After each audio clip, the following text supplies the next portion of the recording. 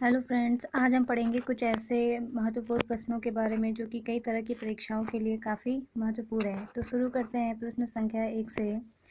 पहला क्वेश्चन है, मानव शरीर में रक्त से अवांछनीय पदार्थों को पृथक करने का कार्य कौन सा अंग करता है?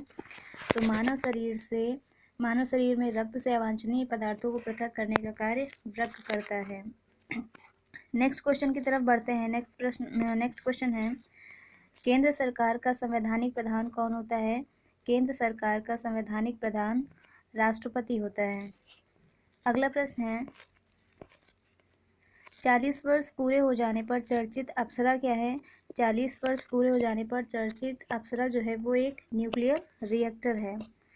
अगले प्रश्न की तरफ बढ़ते हैं। अगला प्रश्न है, राज्यसभा का सर्वप्रथम गठन कब हुआ? राज्यसभा का सर्वप्रथम गठन 3 अप्रैल 1952 को हुआ। अगले प्रश्न की तरफ बढ़ते हैं।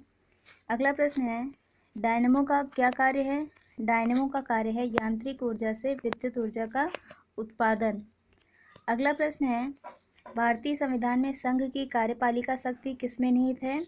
भारतीय संविधान में संघ की कार्यपालिका शक्ति राष्ट्रपति में निहित है। अगला प्रश्न है, पिच ब्लेंड से कौन सा रेडियो एक्टिव तत्व प्राप्त किया गया था? पिच ब्लेंड से रेडियम रेडियो एक्टिव तत्व प्राप्त किया गया था। अगला प्रश्न है, भारत में लोकसभा किसके द्वारा भंग की जाती है? भारत में लोकसभा प्रधानमंत्री के परामर्श से राष्ट्रपति द्वारा भंग की जाती है। अगले प्रश्न की तरफ बढ़ते हैं। अगला प्रश्न है, प्रकृति में सबसे अधिक मात्रा में पाया जाने वाला कार्बनिक यौगिक कौन सा है?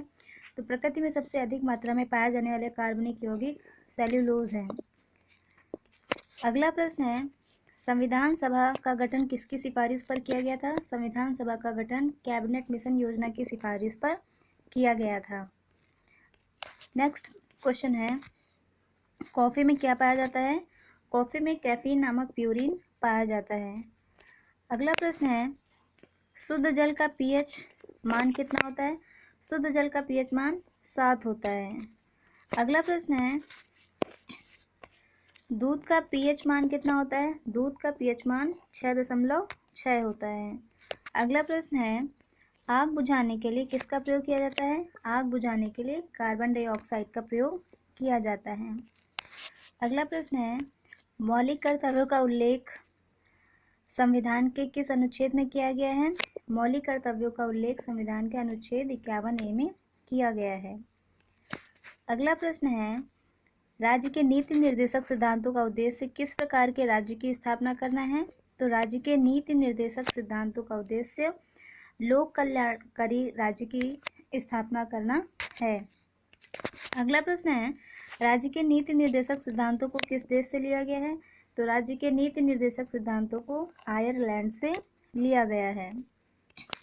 अगला प्रश्न है, भारतीय संविधान के अंतर्गत कल्याणकारी राज्य की अवधारणा किस अनुच्छेद में वर्णित है? तो भारतीय संविधान के अंतर्गत कल्याणकारी राज्य की अवधारणा अनुच्छेद 99 में वर्णित है। अगला प्रश्न है, राज्य के नीति निर्देशक तत्व भारतीय संविधान के किस अध्याय में वर्णित हैं? तो राज्य के नीति निर्देशक तत्व भारतीय संविधान के 4th अध्याय में वर्णित हैं। अगला प्रश्न है, राज्य के नीति निर्देशक तत्व भारतीय संविधान के किस अनुच्छेद में वर्णित हैं? तो राज्य के नीति निर्देशक तत्व भारतीय संविधान में अनुच्छेद 36 से 51 तक वर्णित हैं। अगर आपको ये वीडियो पसंद आया है तो प्लीज़ इस वीडियो को लाइक करिए, शेयर करिए और चैनल को सब्सक्राइब करिए। Thank you.